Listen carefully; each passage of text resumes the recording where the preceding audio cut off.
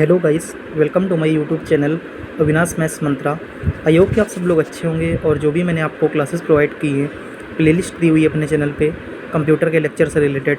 Factorisation मतलब maths में जो मैंने टॉपिक आपको एक्सप्लेन किए हुए हैं, फैक्टराइजेशन है, ट्रिग्नोमेट्री है, सर्कल के चैप्टर हैं और भी मैं आपको करता रहता हूँ। तो आप लोग उनको अच्छे से पढ़ रहे होंगे और उनसे अपनी नॉलेज को इंक्रीज़ कर रहे होंगे। तो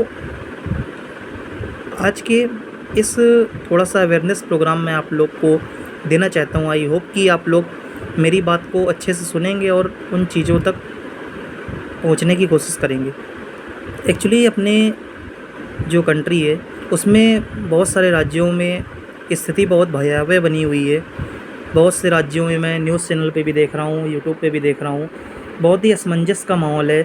जब से गवर्नमेंट ने अग्निपथ आपका टीओडी लॉन्च किया है, यानी कि आपको इसमें जो कि जैसा बताया गया है कि अग्निवीर होंगे जो कि इसमें सेना में ज्वाइन करेंगे, Indian army, Indian navy and Indian air force. तो उसमें आपको इनका 4 साल का टेन्योर होगा, उसके बाद इनको जो है रिटायर कर दिया जाएगा। इस तरह से गवर्नमेंट ने कुछ स्कीम लॉन्च की हुई है जिसके तहत हमारे विभिन्न राज्यों में बहुत ही हिंसात्मक विद्रोह चल रहा है। मतलब ऐसे ऐसे आंदोलन हो रहे हैं कि लोग ट्रेन फूंक रहे हैं, गवर्नमेंट प्रॉपर्टीज़ को थोड़ा सा बहुत ही अजीब तरह से नुकसान पहुंचा रहे हैं और बहुत सारे ऐसे हिंसात्मक दंगे हो रहे हैं। ऐसा इन सब चीज़ों का एक्चुअली क्या कारण है? इनके एक्चुअली 2 कारण होते हैं। पहली चीज़ तो जो ये सब चीज़ें कर रहे हैं तो उनको ये चाहिए कि आप जो भी अपनी बात गवर्नमेंट से रखनी है तो उसको एक सरल और साधारण वे पे और कानून के नियमों के तहत आप अपनी बात को रखें और जो भी अपनी बात है आराम से आप विज्ञापन दे के यार जैसे भी है आप उसको मतलब कह सकते हैं। उसमें ऐसे ही ईंट पत्थर चलाने वाली या फिर गवर्नमेंट प्रॉपर्टीज़ जैसे बस है, ट्रेन है, इनको ध्वस्त करने जैसी कोई चीज़ ही नहीं होनी चाहिए। क्योंकि आप सिंपल समझें, जो गवर्नमेंट है वो क्या है, पर्टिकुलर 5 सालों की है, कोई भी आती है जाती है। जैसे कोई भी हो, बीजेपी हो, आपकी कांग्रेस हो, आपकी एसपी हो, कोई भी, मैं पर्टिकुलर किसी गवर्नमेंट का विरोध नहीं कर रहा हूँ। लेकिन एक्चुअली क्या है ना इसमें कि आप जो नुकसान कर रहे हैं पर्टिकुलर कहीं ना कहीं अपने ही पैसों को नुकसान कर रहे हैं भाई। अब आप कहीं ना कहीं बस तोड़ रहे हैं और ट्रेनों को आग लगा रहे हैं। अब इसमें आप थोड़ा सा एज्यूम कीजिए, क्या इसमें आपकी कोई बहन बेटी यानी कि पेरेंट्स या आपके भाई बहन कुछ भी हो सकते हैं जो ट्रैवल कर रहे होते हैं, ठीक है ना। तो अगर आप उनको ही नुकसान पहुंचा रहे हैं तो दैट्स इज रॉन्ग थिंग। तो बस मेरा कहना आपसे ये है कि जो भी आप चीज़ें करें एक सिस्टमेटिक वे पे करें चीज़ों को। बस इस तरह से मतलब दंगे करना, आंदोलन करना, ईंट पत्थर चलाना, ट्रेनों को आग लगाना, ये सब चीज़ें ठीक नहीं है। और रही बात गवर्नमेंट के इस प्रोग्राम को लॉन्च करने की, तो जहाँ तक मेरा पॉइंट ऑफ व्यू है ये भी कोई सही नहीं लगा मुझे कि भाई आप एक देश की सेना को एक ऐसे कॉन्ट्रैक्ट बेसिस पे मतलब जवानों को लेके इस तरह से मतलब काम करवाएंगे, उसके बाद 4 साल बाद उनका रिटायरमेंट होगा। ये कोई बात हजम नहीं होती है भाई। कोई भी इंसान है, ज़्यादातर जो रूरल एरिया से कैंडिडेट्स बिलोंग करते हैं, प्रिपरेशन करते हैं। मैंने खुद आपकी Indian army, Indian navy, Indian air force की प्रिपरेशन की एंड ड्यूरिंग 2017 मेरा इंडियन एयरफोर्स में सिलेक्शन भी हुआ, रिटन एग्ज़ाम क्वालिफाई किया, फिजिकल भी बहुत अच्छे से निकाला और उसके बाद फिर मैंने मेडिकल तक भी गया। कुछ मेडिकल रीज़न की वजह से मैं अपनी जो सशस्त्र सेना है इंडियन एयरफोर्स उसको अपनी सेवा तो नहीं दे पाया, कहीं ना कहीं मन में दुख भी है। लेकिन अब जहाँ पे देश की सुरक्षा की बात आती है जहाँ तक मुझे लगता है कि ये चीज़ें मतलब ठीक नहीं है। और फिर भी देखिए कुछ ऐसा भी है आपके जैसे खासकर बीजेपी गवर्नमेंट या मोदी जी की बात करूँ तो एक्चुअली होता क्या, जहाँ तक मुझे लगता है कि आप जब किसी भी चीज़ को, चाहे वो आपका 2017 में 8 नवंबर को डिमोनेटाइजेशन हो या फिर 1 जुलाई 2017 को आपका जीएसटी का इम्प्लीकेशन हो या फिर आपका कृषि आंदोलन मतलब जो किसान बिल था जो आप लाए थे, मतलब कृषि कानून, कुछ भी जैसे आप इम्प्लीमेंट कर रहे हैं तो आप चीज़ों को पहले ग्राउंड लेवल पे जो आपकी जनता है, मतलब भाई देखिए आप जो भी डिसीजन लेते हैं, आपने क्या किया, पर्टिकुलर उस डिपार्टमेंट के 3-4 हाई अथॉरिटीज़ को बुलाया या जो भी आपने कमेटी बुलाई उसकी और मीटिंग की और डिसीजन ले लिया। बट अब ये देखिए कि जो नॉर्मल पर्सन है, मिडिल क्लास फैमिली से जो कैंडिडेट बिलोंग करता है, या फिर जो भी इंसान है, आप जिसके लिए भी इम्प्लीमेंट करने जा रहे हैं, तो आपके इतने सारे हर राज्यों से चुने हुए आपके सांसद हैं, विधायक हैं, सब हैं, तो आप अल्टीमेटली जो उनके थ्रू एक बार अपने देश की जनता की भी तो राय लें कि भाई मैं इस चीज़ को इम्प्लीमेंट करने जा रहा हूँ, तो क्या ये किस हद तक सही है, क्या हमारे नौजवानों के लिए या हमारे किसानों के लिए या जो भी हम लोग जिसके भी पक्ष में डिसीजन ले रहे हैं, क्या वो काफ़ी हद तक सही है। हाँ, मैं मानता हूँ कि आपकी चीज़ें लोगों के हित में हो सकती हैं, सही हो सकती है, नो डाउट। बट प्रॉब्लम ये है कि आपने पहले से किसी भी चीज़ को जैसे नहीं बताया कि भाई आपने जो चीज़ें इन्वेंट करने जा रहे हो या फिर जो चीज़ें इम्प्लीमेंट करने जा रहे हो, उसका देश की जनता पे क्या उसके फ़ायदे होंगे, क्या नुकसान होंगे। अब जब किसी को वो चीज़ें पता ही नहीं होंगी, तो अब है क्या, लोगों को इन्फॉर्मेशन का लैक है, यानी कि आपको जानकारी का अभाव है। तो उसमें होता क्या है कि बहुत सारी चीज़ें आपकी अफवाहों के तौर पे भी फैलती हैं कि भाई आपने क्या किया, चीज़ों को सही से समझाया तो नहीं और उसको इम्प्लीमेंट कर दिया। तो मेरा कहने का मतलब ये है कि जब भी कोई चीज़ आप इम्प्लीमेंट करें, खासकर जो भी सेंट्रल गवर्नमेंट है, बीजेपी, तो मैं उसकी बात कर रहा हूँ कि आप जो भी इम्प्लीमेंट करें, कम से कम एक बार अपने देश की जनता की राय तो लें। और ये कोई कठिन काम थोड़ी ना है भाई। आपने सोच रखा है कि 6 महीने से, साल भर से, कि मुझे अग्निवीर या कृषि कानून या जो भी ये चीज़ें हैं आपको इम्प्लीमेंट करनी है। तो मेरा मतलब ये कि आप कम से कम अपने जो देश की जनता है, जिसने आपको चुना हुआ है, वोट दिया हुआ है, आपके सांसदों को चुना है, आपके विधायकों को चुना है, इतनी मेहनत से, इतने लगन से आपको धूप में जा जाकर वोट दिया, तो कम से कम अल्टीमेटली आप उसकी तो राय लें कि आप उसके लिए करना चाह रहे हैं। आप देश के युवा के पक्ष में इतना बड़ा डिसीजन ले रहे हैं कि उनको 4 साल के लिए अग्निवीर के रूप में जाना जाएगा और उनको प्रायोरिटीज़ भी दे दी जाएंगी। मेरा मतलब ये कि चलिए अच्छी बात है, मेरा तो पॉइंट ऑफ व्यू है, इसमें मैं सहमत थोड़ा सा कम हूँ एक्चुअली। अब चलिए मैं आपकी बात मान लेता हूँ कि आप चलिए सही हो, आप देश के हित में काम कर रहे हो, भारत के युवा के हित में काम कर रहे हो, लेकिन अल्टीमेटली आप पहले उसकी राय तो लो, अपनी बातों को समझा तो पाओ लोगों तक कि भाई ये चीज़ें आपके हित में हैं।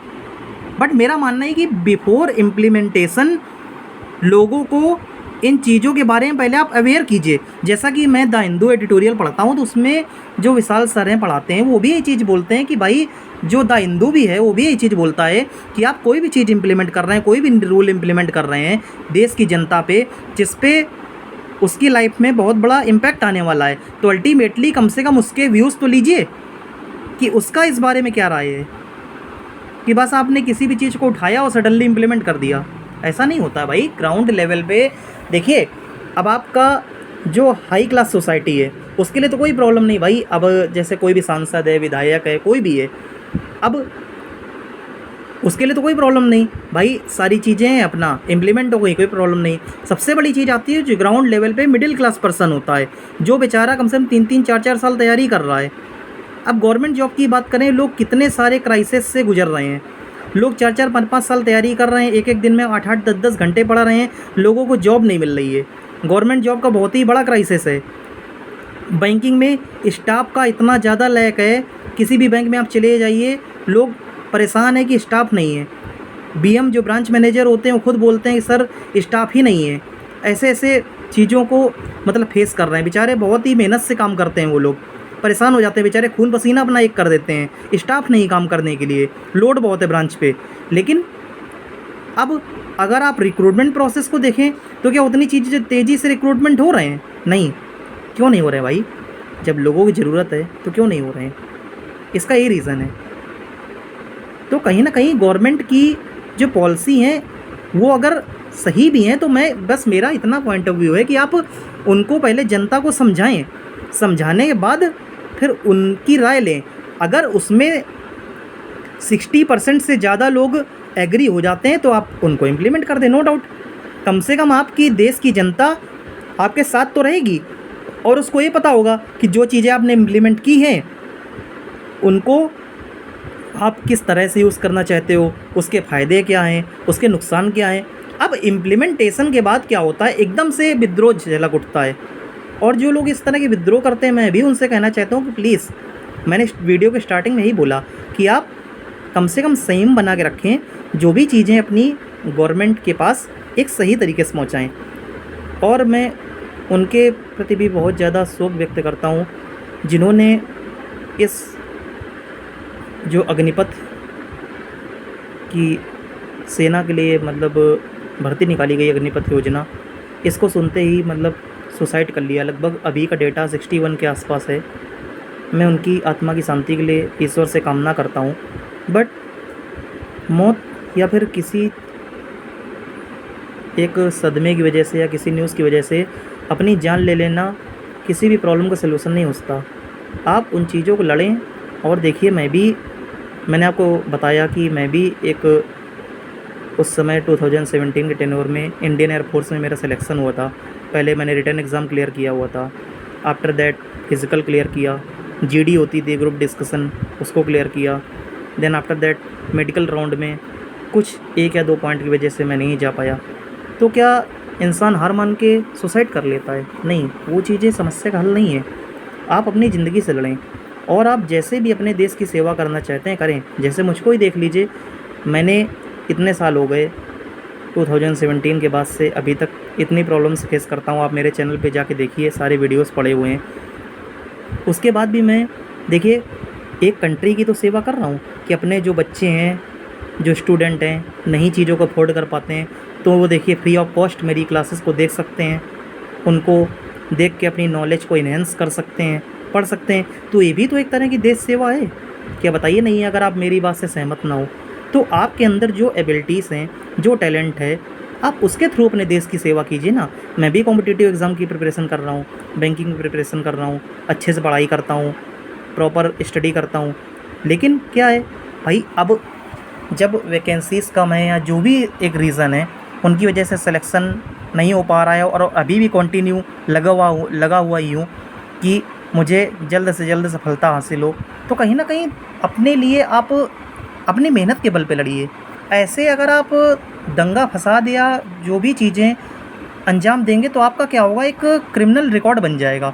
तो क्या होगा, उसका एक नेगेटिव इम्पैक्ट ये होगा कि एक तो आप वैसे भी मिडिल क्लास फैमिली से बिलोंग करते हैं, और दूसरी चीज़ ये कि ना तो आपके पास फाइनेंशियल रिसोर्स उतने ज़्यादा हैं, और तीसरा नेगेटिव इम्पैक्ट ये हो जाएगा कि आपके अगर कैरेक्टर में एक क्रिमिनल रिकॉर्ड जुड़ गया तो आप फिर कहीं गवर्नमेंट जॉब के लिए एलिजिबल ही नहीं है। तो वो आपके लिए बहुत ही एक ख़तरनाक सिचुएशन होगी। तो मेरी बस हाथ जोड़ के उन लोगों से ही रिक्वेस्ट है जो भी इन चीज़ों को अंजाम दे रहे हैं। देखिए, आज दानापुर क्षेत्र में ही जो बिहार में पड़ता है, और आपका समस्तीपुर में भी देखिए ट्रेन जला दी गई। मतलब बहुत ही अजीब तरह की सिचुएशन है। मैं इन चीज़ों को सपोर्ट नहीं करता हूँ। मैं गवर्नमेंट की स्कीम का भी नहीं ऐसे सपोर्ट करता हूँ कि आप सच टाइप की जो इतनी चीज़ें हैं कि आप ऐसे इम्प्लीमेंट कर दें। आप पहले लोगों को समझाएं। द हिंदू भी इस चीज़ को यही कहता है कि आप पहले चीज़ों को इतना समझाएं, समझा के क्लियर करें कि आपकी देश की जनता क्या चाहती है, उसकी रिक्वायरमेंट क्या है, उसके बाद आप चीज़ों को इम्प्लीमेंट करें, ना कि सडनली किसी भी ऐसे स्कीम को लाके आप इम्प्लीमेंट कर दें। मैं इस मतलब पक्ष में नहीं हूँ, लेकिन मैं इस पक्ष में भी नहीं हूँ कि आप इस तरह से चीज़ों को नष्ट करें, अपनी देश की संपत्ति को नष्ट करें। भाई, अगर आप अपने देश की संपत्ति को नष्ट कर रहे हैं, थोड़ा सा एग्जांपल लीजिए। आपकी पेरेंट्स हैं, बहन है, भाई है, सपोज़ करिए कहीं जॉब करने जा रहा है आपके घर से दूर, और ऐसे सिचुएशन में मान लीजिए सपोज़ करिए उसके ऊपर हमला हो जाए, पत्थर लोग फेंक रहे हैं, कोई प्रॉब्लम हो जाए, तो उसका कौन रिस्पॉन्सिबल होगा? तो इस टाइप की चीज़ों को अंजाम देना, पब्लिक प्रॉपर्टी को नष्ट करना, ये कोई सलूशन नहीं है मेरे ख्याल से। तो आप लोग से बस मेरी हाथ जोड़ के यही रिक्वेस्ट है कि गवर्नमेंट तक अपनी चीज़ों को अच्छे से पहुंचाएं।